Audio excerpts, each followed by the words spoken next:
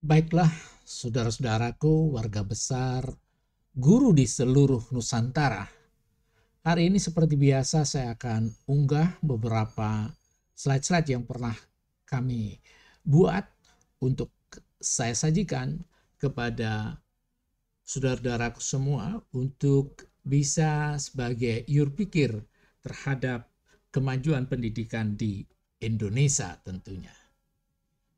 Tentu ibu dan mbak sekalian, kita mengenal dengan anti-bullying.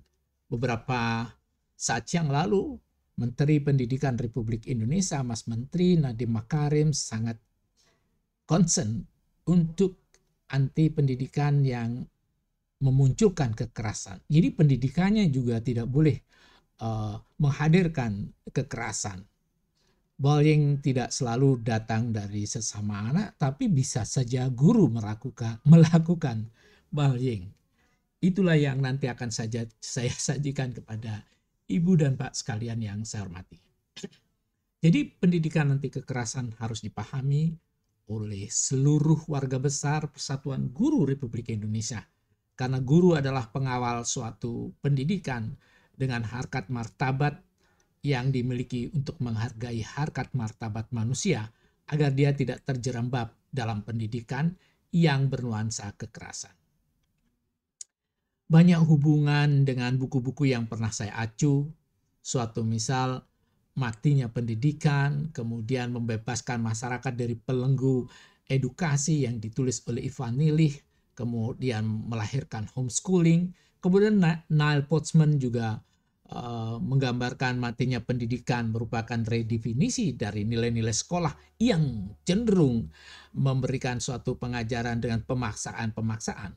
Dan kalau ini dilakukan secara terus-menerus akan membuahkan suatu bullying dalam pikiran anak sehingga anak tidak akan berkembang sebagaimana mestinya. Ibu dan bapak yang saya hormati, saudara-saudara guru di seluruh tanah air. Pendidikan anti kekerasan ini pernah saya unggah di laman dari blogspot saya yang beralamat dengan http kemudian Joko Adiwaluyo Collection Blogspot Go ID tahun 2008. Seperti Sekolah Mati Pendidikan Almarhum dengan judul itu terkait dengan pendidikan anti kekerasan ini bisa Anda cari di alamat jokoawecollectionblogspot.co.id. Selanjutnya kita sepakati bersama bahwa anti kekerasan itu dalam setiap kasus kekerasan terlihat dalam menyelesaikannya masalah itu kurang serius. Tapi yang sebenarnya hanyalah kalau kita tidak serius menanganinya justru menimbulkan masalah, ibu dan bapak sekalian yang saya hormati. Kekerasan adalah cara orang yang tidak berakal, sebenarnya irasional, kemudian tidak memiliki suatu akal sehat. Kira-kira kita sebagai pengajar, sebagai pendidik, pembelajar tentunya harus berakal dalam meraih tujuan kita. Jadi memaksakan segala sesuatu. Ivan Illich pernah berkata harus membebaskan. Kemudian juga seorang orang yang sangat luar biasa mengatakan dalam pendidikan pedagogi of the crisis, dia katakan bahwa jangan sampai anak dianggap botol kosong, kemudian dijejali suatu pengetahuan tanpa melihat suatu derajat psikologi yang dimiliki. Kalau kita memaksakan, kemudian tidak mengenal, tidak memahami postur atau profil anak-anak itu sendiri, kita telanjur membuat suatu tindakan yang kita sebut dengan kekerasan dalam pendidikan. Sesungguhnya kekerasan hanyalah jalan pintas yang menggoda tapi tak bermutu. Selalu ada jalan yang lebih baik sebenarnya, yakni damai dan anggun. Bukankah seorang guru selalu menumbuh kembangkan harmonisasi dalam kehidupan dan anggun dalam menyampaikan sehingga anak didik kita itu seperti satu frekuensi atau satu resonansi. Guru memang tidak sembarangan. Dia harus cinta damai. Dalam darahnya mengalir kedamaian dan keanggunan dalam kehidupan kesantunan. Memang ada pendapat yang mengkritik terhadap bioveristik. Jadi peserta didik hanya mendapatkan pembelajaran berdasarkan apa yang diberikan guru. Karena bioveristik memang mengacu pada ya perilaku-perilaku binatang seperti Pavlov, bagaimana Pavlov melihat anjing diberi pembelajaran, jadi kemudian juga Skinner dan sebagainya. Ini gambaran kepada kita bahwa dari yang dilihat teori-teori belajar itu akhirnya terjerembab kita. Pembelajaran hanya berdasarkan apa yang diberikan oleh guru. Tidak mendewasakan anak-anak dan dianggap tidak terkonstruk dalam pikiran anak-anak itu belum mengerti apa-apa. Padahal dia dalam kehidupan banyak informasi. Apalagi di era sekarang yang dijejali dengan informasi yang begitu banyaknya bertumpuk-tumpuk. Yang kita sebut dengan ebuden era. Era berseliwerannya suatu informasi. Jadi pendidikan yang anti kekerasan adalah harus berbelok, tidak hanya mengacu pada bioristik tapi konstruktivistik. Kalau bisa kita sinergikan antara bioveristik dan konstruktivistik sehingga kita menganggap anak-anak di depan kita dewasa dan telah mengantongi informasi banyak sehingga kita tidak menjejalkan pikiran-pikiran kita sendiri. Kemudian kritik terhadap bioveristik juga mengatakan siswa tidak diajarkan untuk berkreasi sesuai dengan perkembangannya. Inilah yang harus kita jadikan sebuah catatan bahwa anti kekerasan itu harus dilakukan dengan cara memberikan pembelajaran dan memberikan ruang gerak berkreasi sesuai dengan perkembangannya. Ibu dan Bapak yang saya cintai, kritik terhadap bioristik juga mengatakan bahwa peserta didik hanya mendengarkan dengan tertib penjelasan guru. Padahal otak mereka, di benak-benak mereka itu berkembang ketika mendapatkan informasi baru. Informasi baru kadang-kadang terjalin secara ya bersemi di dalam pikiran-pikiran yang lama sehingga menggenapi. Kadang-kadang timbul pertanyaan-pertanyaan dan sebagainya. Tetapi ketika kita hanya menganggap peserta didik mendengarkan dengan tertib penjelasan guru, maka mereka akan kehilangan perilaku berkreasinya. Kritik terhadap bioristik adalah cenderung mengangkat punishment.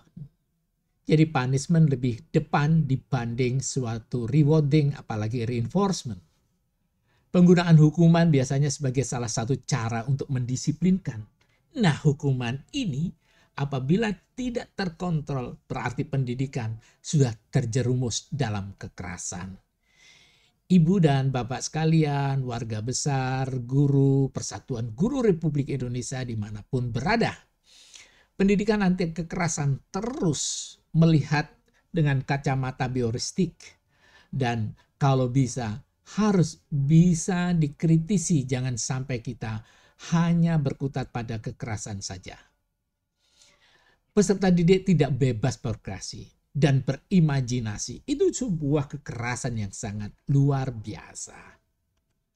Lalu Ivan Illich ingin menghilangkan belenggu sekolah itu. Lahirlah semacam sekolah yang tidak memiliki suatu kaidah-kaidah formal. Mereka dilakukan dengan suasana yang berkeluarga, tanpa adanya jam pelajaran, tanpa adanya absensi dan sebagainya. Merekalah yang menamakan dengan homeschooling. Ivan Illich kemudian melihat bahwa dia mengatakan sebenarnya dalam diri manusia itu harus ada suatu hati yang dibebaskan. Kemudian Ivan Illich melihat ada mitos konsumsi tanpa henti. Jadi dijejali terus gitu. Made of unreading consumption. Jadi diberikan terus sesuatu sehingga mereka lupa bahwa manusia itu punya capacity. Nah, inilah yang disebut dengan mitos-mitos itu. semuanya diukur oleh nilai, semua diukur dengan paket nilai, kemudian mitos kemajuan itu abadi. Sebenarnya kemajuan itu adalah beresonansi seperti roller coaster.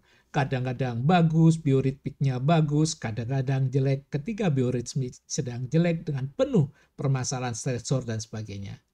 Kemudian mitos ritual, ketika mendapatkan nilai baik akan ada selebrisi atau ya katakanlah pesta yang besar-besaran, ada kejuaraan, mengalungkan medali dan sebagainya. Sebenarnya kalau itu dilakukan merupakan suatu hukuman yang tidak terlihat. Kemudian ada tulisan Neil Postman dengan Charles Weicker mengajar sebagai aktivitas subversif. Jadi subversif dikatakan dia merongrong suatu kenyamanan dalam kehidupan. Itu buku yang di-create oleh Neil Postman. Ini adalah bentuk pendidikan dengan kekerasan. Kemudian kita lihat Marshall Luton mengatakan apabila sekolah ini ternyata memberikan benteng kepada anak-anak sehingga mereka terpisah pada realitas, ini paling bahaya. Mereka terkungkung dengan konsep-konsep yang terbatas hanya pada sekolah. Kemudian dia sangat antisosial.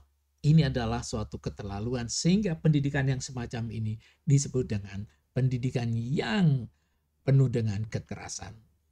Kemudian mengajar sebagai aktivitas subversif yang tadi dikatakan. Apabila sekolah ternyatanya mengajarkan kekunoan. Jadi mereka tidak berimajinasi, mereka tidak bisa menanggapi, mengajarkan yang futuristik, tetapi hanya yang diajarkan gurunya oleh gurunya yang lalu, sekarang baru diajarkan kembali. Kekunoan inilah yang membuat kita terbelenggu dengan suatu aktivitas tertentu dengan mematungkan anak. Ini termasuk subversif pendidikan dalam mengajar. Anti kekerasan ternyata sudah terlampaui ketika kita hanya mengajarkan kekunoan tanpa mengupdate pengetahuan. Norbert Wiener. Apabila ternyata sekolah itu didasarkan pada rasa takut, Jerome Bruner tidak mengedaki itu. Bruner adalah mengatakan kalau bisa pembelajaran itu bermanfaat. Apabila ternyata sekolah itu didasarkan pada rasa takut, stresor yang tinggi, maka terjadi penyempitan pemahaman. Orang ditekan dengan stresor itu, maka dia tidak mengaccept, tidak bisa menerima dengan penuh. Jadi dia akan hanya sebagian-sebagian yang diterima, karena sebagian pikiran sudah tercurah pada bagaimana menanggalkan rasa takut itu. Lalu ada sifat-sifat akhirnya anak di dalam sekolah itu teralienasi. Sehingga dikatakan sekolah menyebabkan keterasingan. Carl Rogers mengatakan demikian. Carl Rogers tidak ingin bahwa sekolah itu juga menyebabkan orang keterasingan pada dirinya sendiri. Inilah alienasi yang harus ditanggalkan dalam pendidikan anti kekerasan. Kemudian, apabila sekolah itu menghukum kreativitas dan independensi, Paul Goodman berbicara, oleh karenanya perkembangan pendidikan dari pedagogi ke andragogi, ke hautagogi, orang diperkenankan memilih. Saatnya nanti kita harus memilih. Kapan kita memilih online learning atau mungkin yang kita sebut dengan daring itu. Kapan kita sekolah dengan bertatap muka dan sebagainya. Oleh karenanya muncullah sekarang blended learning dan sebagainya. Ini adalah sebagai sarana untuk mengikis aktivitas pendidikan yang sangat subversif itu. Demikian Ibu dan Bapak sekalian yang saya hormati. Mudah-mudahan nanti kita bisa berpikir kembali untuk lebih memahami pendidikan anti kekerasan. Terima kasih perhatiannya dan sampai jumpa.